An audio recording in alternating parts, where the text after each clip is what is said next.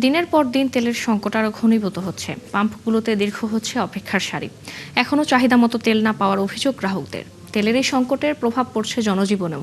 সমাধানে সরকারের কার্যকর পদক্ষেপ চান তারা। এদিকে অনেক জায়গায় প্রশাসনের বেঁধে দেওয়া নিয়ম না মানার অভিযোগ উঠেছে চালকদের বিরুদ্ধে। সহকর্মীদের পাঠানো তথ্য ছবিতে প্রতিবেদন। সোমবার সকাল থেকেই ধামরাই উপজেলার 7টি ফিলিং স্টেশন ডিজেল শূন্য। শুধু করিম ফিলিং স্টেশনে পুলিশি পাহারায় অকটেন সরবরাহ করে। প্রশাসনের বেঁধে দেওয়া নিয়ম না মানার অভিযোগ উঠেছে গ্রাহকদের বিরুদ্ধে। সারা রাত এখানেই সিরিয়ালে ছিলাম, আর আজকে সকাল 7টায় থেকে তেল দেওয়ার কথা ছিল, তো 7:30 থেকে দেওয়া শুরু করছিল, তারপরে আধা ঘন্টা দেওয়ার পরে বিদ্যুৎ ছিল না। সে ভোগান্তি আর হয় না ভাই, মানে এতটাই কষ্ট আছে এটা বইলে মানে শেষ করা যাবে না। ফজরের নামাজের আগে আইছি, 3টা বাজে আইছি, এখন পর্যন্ত হারাই রয়েছি। একটা সিন্ডিকেট চলতেছে, সামনেও যাইতে পারে না পিছনেও যাইতে পারে না, এখন পর্যন্ত স্টিল এখানে নাও দাঁড়ায় আছে। যশোরে জ্বালানি সংকটে অচলাবস্থার সৃষ্টি হয়। তেল না থাকায় শহরের বেশিরভাগ পাম্প বন্ধ। তবুও তেল পাওয়ার আশায় পাম্পে গাড়ি নিয়ে অপেক্ষায় চালকরা।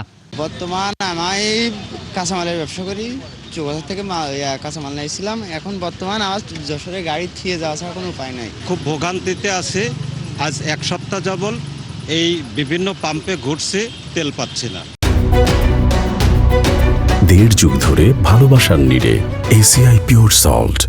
পটুয়াখালীতে জ্বালানি তেলের সংকটে দুর্ভোগে পড়েছে বাইক চালক ও জেলে সহ বিভিন্ন পেশাজীবীরা। এই ভোগান্তি থেকে দ্রুতই মুক্তি চান তারা। নেত্রকোনায় রবিবার তেল পাচারের সময় প্রায় 1000 লিটার ডিজেল ও পেট্রোল জব্দ করেছে প্রশাসন। এ ঘটনায় বকুল নামে একজনকে 10 দিনের সশ্রম কারাদণ্ড দিয়েছে ভ্রাম্যমাণ আদালত। লক্ষ্মীপুরে জ্বালানি তেলের সংকট এখনও পুরোপুরি কাটেনি। বেশি বিপাকে পড়েছেন বুড়ো চাষিরা।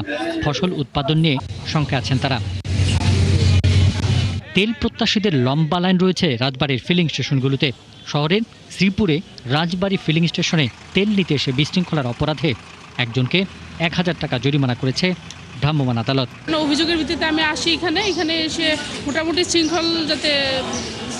শৃঙ্খল নিয়ে যাতে চলে সেটা হচ্ছে যে ব্যবস্থা করলাম, আর হচ্ছে একজনকে জরিমানার আওতায় আনা হয়েছে। মুন্সিগঞ্জের ফিলিং স্টেশনগুলোতে তীব্র জ্বালানি সংকটে জনজীবন বিপর্যস্ত হয়ে পড়েছে। ঘন্টার পর ঘন্টা লাইনে দাঁড়িয়েও মিলছে না কাঙ্ক্ষিত জ্বালানি। পিন্টু হাজং, 71।